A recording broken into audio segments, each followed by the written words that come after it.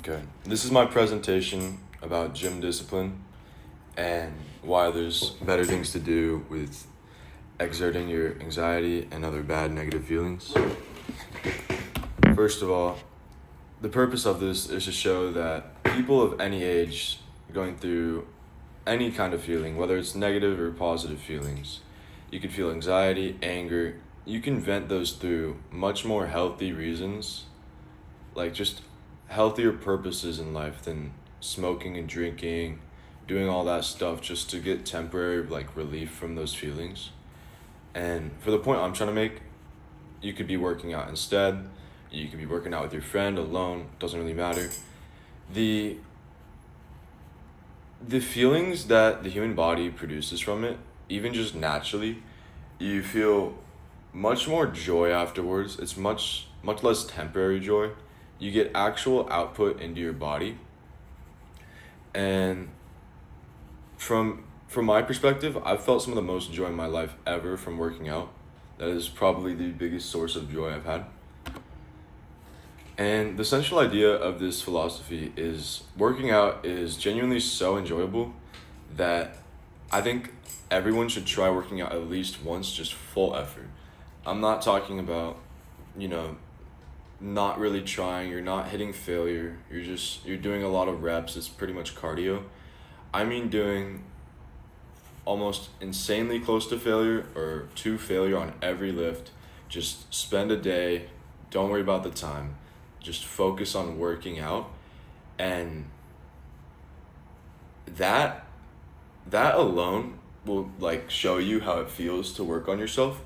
But the bigger picture to the philosophy is really you start working out, let's say you see beginner progression and whatnot, and be like, wow, I'm actually gaining some muscle, I'm losing some fat, right? Whatever your goal is, you might want to be leaning out, maybe you want a smaller waist, want bigger back. Once you find the progress that you've been looking for from the gym, it's going to snowball into wanting, hey, I want more and more progress. What can I do to get more progress? You kind of just start turning into a more healthy lifestyle, whether you have that or not. Like, for example, good sleep, want to go to bed before 11, realistically, for hormones and skin quality, whatever. You want to eat better, eat more protein, eat more carbs before your workout, just for energy, really. That'll help you get better workouts in general. But it's really just starting at working out and seeing how you're gonna improve all the qualities of your life to want to get better and better. And so there's plenty of pages, but this CDC page shows that essentially when you work out, it reduces feelings of anxiety to the point where you could feel anxiety and probably see it immediately after to some extent. It's just part of anxiety is really just having things to worry about because you have the time for it. If you don't have time to worry about things, there really shouldn't be a reason for you to continue to worry about it. If your body is being forced into this situation where like, oh hey, we're getting forced to do this, we have to grow our body, we have to gain muscle, it's like a physically exerting exercise, whatever, you get tired from it. You're not going to be worrying about some exchange you had at the grocery store that same day. You're not going to be worrying about, oh, I'm nervous, I don't want to talk to these people on a slideshow, I don't want to talk to these people on a Zoom call, whatever. And also, so apart from that link, from my knowledge, you gain bone density, especially for the older people. I've seen lots of people improve their like just overall physical well-being.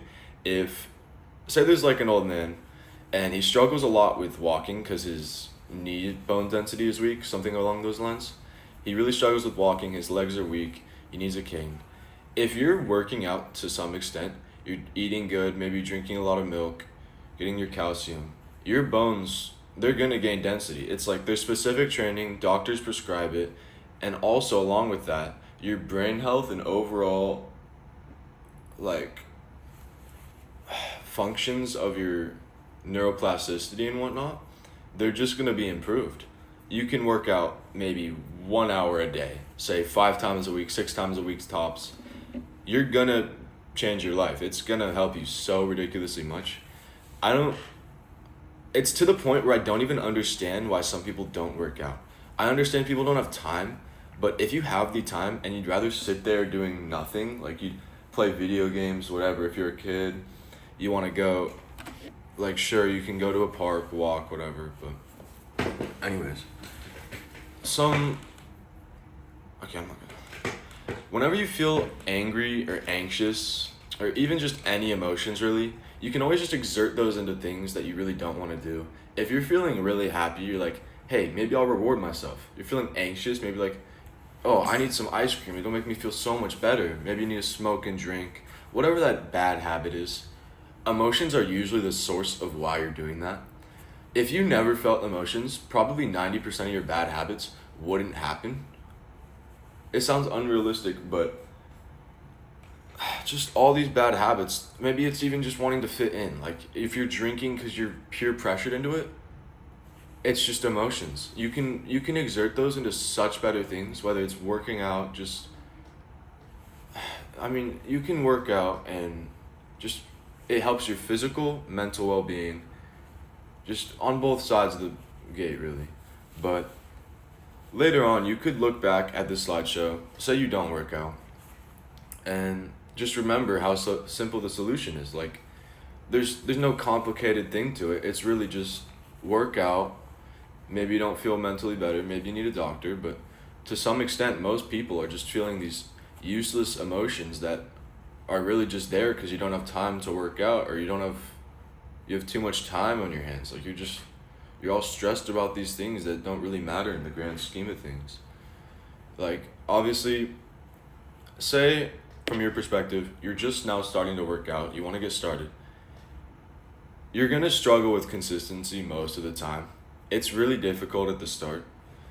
So, say you're like, oh, I really want to go to the gym, but I'm just so tired. Your brain's doing that. Your brain doesn't want to work hard. It doesn't want to push yourself to the extent where you have to physically change your body and grow muscle and spend these resources, right? Because if your brain knows there's a way out of it, it's going to pick the lazy way. It's going to pick the easier way. That might have been because of society. Potentially, they'd want to make us, lazy, whatever. But your brain's going to do that. It's going to make excuses. You're going to be tired. You're going to be like, oh, I don't want to do this at all. I'll just skip one day, and then it turns into two. And essentially, the moment you push through that mental barrier, it's going to feel so ridiculously good. You're like, oh, I'm so glad I did that.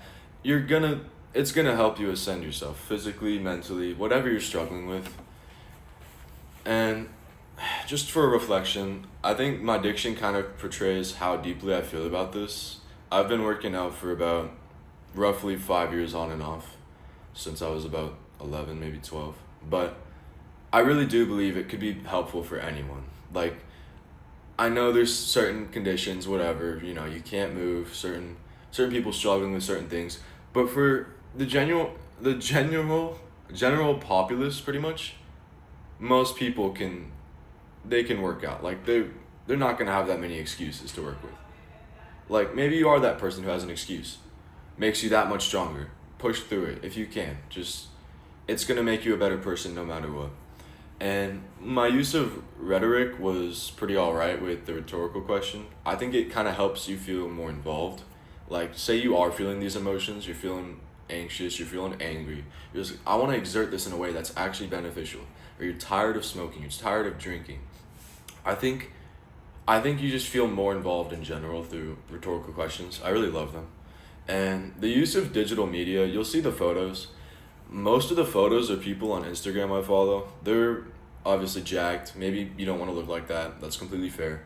But just looking at their bodies, the way you see them, it really shows, it's more of a timeline. Like you can't look at them and say, oh wow, maybe they did blast steroids.